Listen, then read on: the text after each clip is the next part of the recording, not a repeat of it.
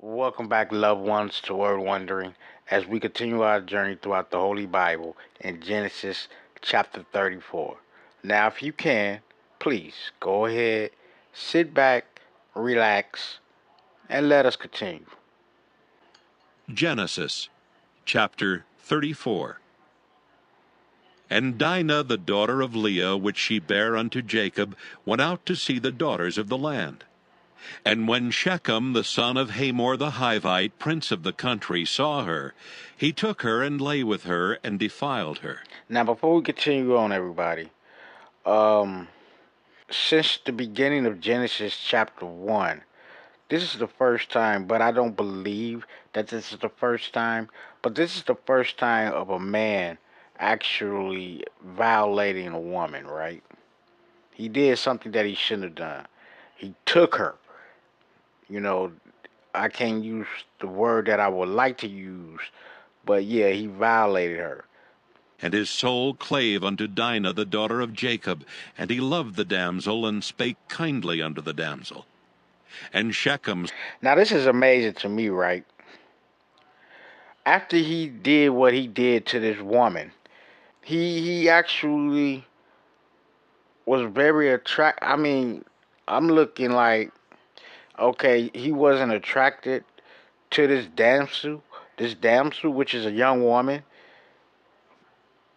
which is the reason why he took her and violated her in the first place. I mean, why does it tell us that after he did this thing? I mean, when I look at this chapter, I'm thinking after he done did this thing unto this woman, this young woman, that it wasn't even no, maybe it wasn't no attraction there at all. Maybe he was just, horny and just took her, but he didn't even look at her as an individual at that time. You guys let me know in the comments, leave your thoughts, opinions, and what you and how you interpret this verse.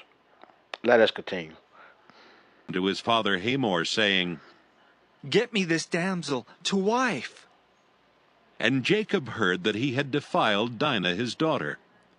Now his sons were with his cattle in the field, and Jacob held his peace until they were come. And Hamor the father of Shechem went out unto Jacob to commune with him. Now, everybody, we got this man that's I'm guessing is like a king. Maybe he's a king in this land, and he went out to commune with Jacob, the father of the daughter that that his son just violated.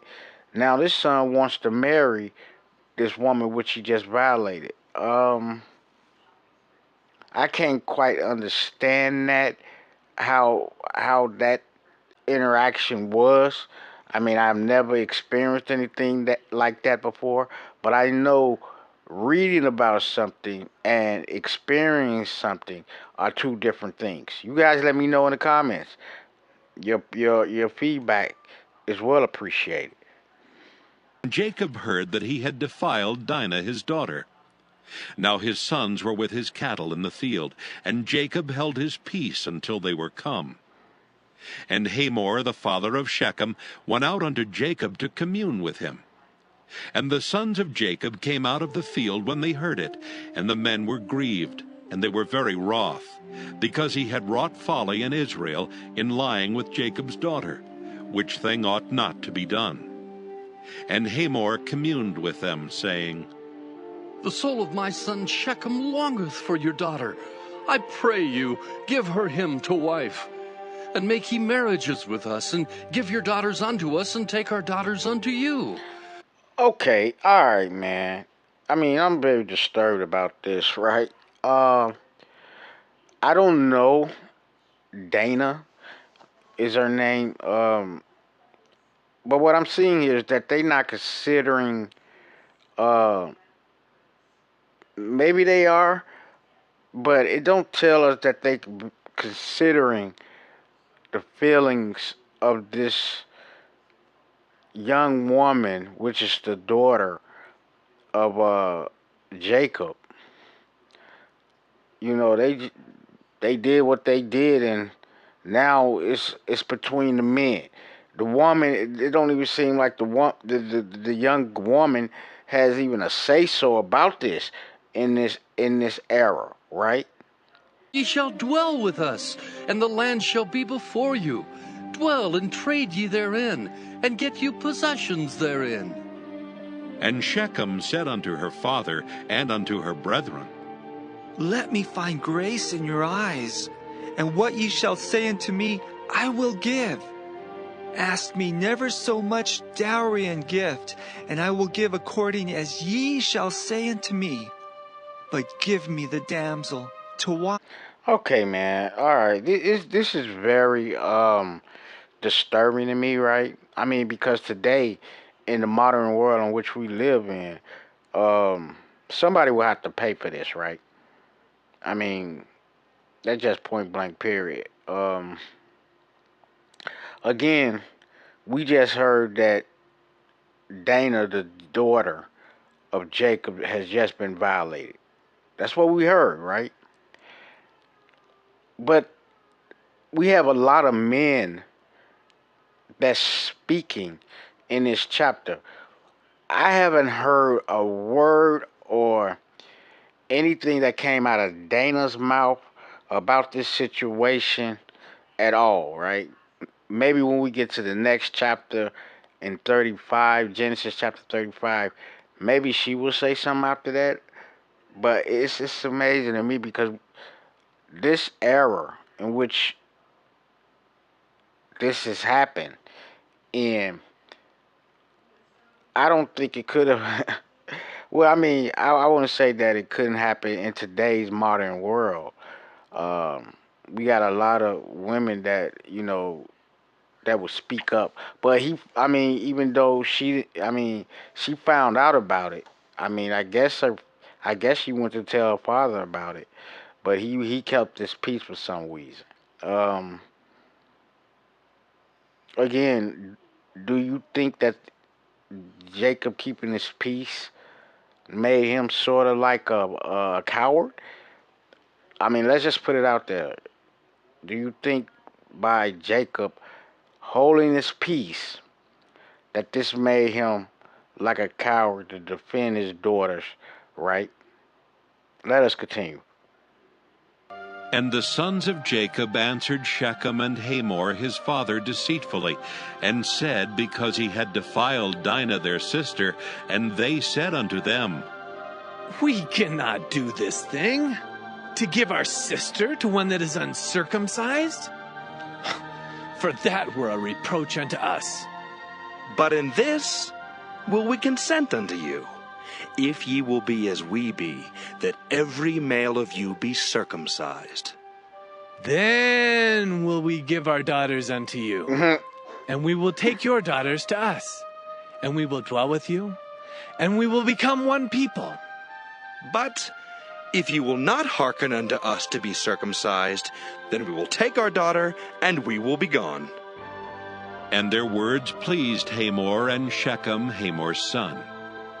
And the young man deferred not to do the thing, because he had delight in Jacob's daughter, and he was more honorable than all the house of his father. Now wait a minute. Okay, this man. All right, everybody.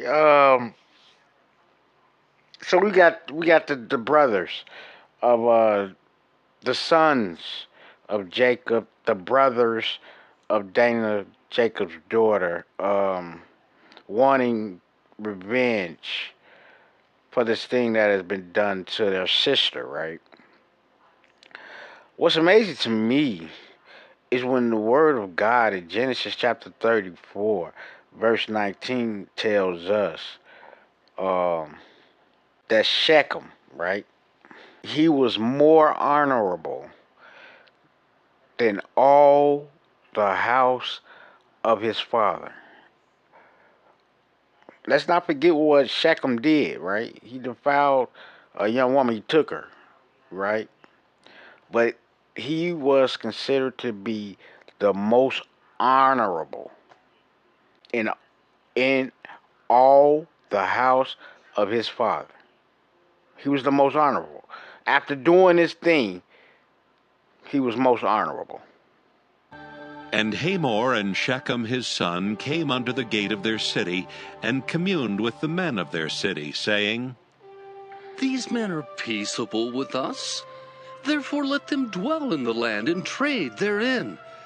For the land, behold, it is large enough for them.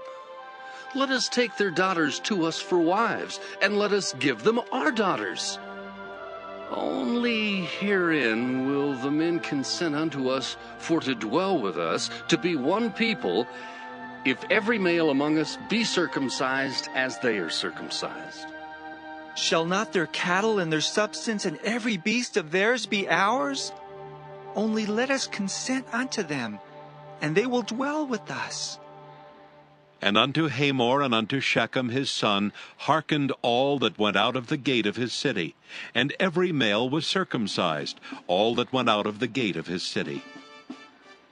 And it came to pass on the third day, when they were sore, that two of the sons of Jacob, Simeon and Levi, Dinah's brethren, took each man his sword, and came upon the city boldly, and slew all the males. And they slew Hamor and Shechem his son with the edge of the sword, and took Dinah out of Shechem's house, and went out. Okay, everybody. All right, everybody. We got two brothers, right? She got more than two brothers. She got, like, I believe Jacob had 11 children. Jacob had 11 children, and I believe she was the first daughter that he had, right? But we have two of her brothers that didn't like what happened, and as I see here, they not just going after the man that did this, right, or the father of the man that did this to the daughter of Jacob, right? They going after every male. They not just going after the father of the man that did this, or the man that did this to their sister. They going after the whole, everybody. And as I see here in this chapter, it wasn't just that they don't look at it as an individual being done like this, right? This didn't happen to just our sister. This happened to us, right? Is this what you guys are saying? You let me know in the comments. Your feedback is well appreciated. The sons of Jacob came upon the slain, and spoiled the city, because they had defiled their sister. They took their sheep and their oxen, and their asses, and that which was in the city, and that which was in the field. And all their wealth, and all their little ones, and their wives took they captive, and spoiled even all that was in the house. Wow. They did that to their sister. And these two men, these two sons of Jacob, because they defiled their sister, took everything, killed every male, even took the little children. It wasn't a joke to have this done, as if it was something to get away with, right? But again, what I'm noticing is they didn't just go after the father and the son of the man that did this to their sister. They went after everybody, it looks like. And Jacob said to Simeon and Levi, Ye have troubled me to make me to stink among the inhabitants of the land, among the Canaanites and the Perizzites. And I being few in number, they shall gather themselves together against me and slay me. And I shall be destroyed, I and my house. Now, I mean, of course, in today's modern world, if this was to happen, of course, you know, people will go to jail afterwards and all this other stuff, and but they defile. I mean, this is Jacob's daughter in whom they defiled, right? I really I'm really trying to understand the way that Jacob was thinking here, because I mean, again, it don't look like he cared too much about what has happened to his daughter, um, but he cared more about himself. You guys, let me know in the comments again. I'm gonna ask you that again because I want to hear what your insights are. And they said, Should he deal with our sister as with a harlot? So we got the two brothers talking to their father like, shall they deal with our sister as a harlot? I mean, they trying to have Jacob understand the way they may have understand. Again, we only heard about the thing of Dana. We don't hear too much about what's coming out of Dana's mouth, but we hear about what the brothers and the fathers of those that did her wrong, and the fathers and the brothers of those of the sister that was done wrong.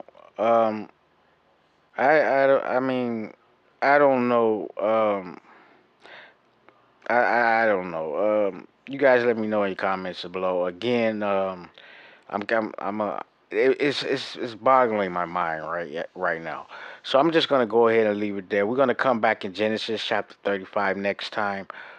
Uh, please try to remember to treat others in the way that you would like to be treated.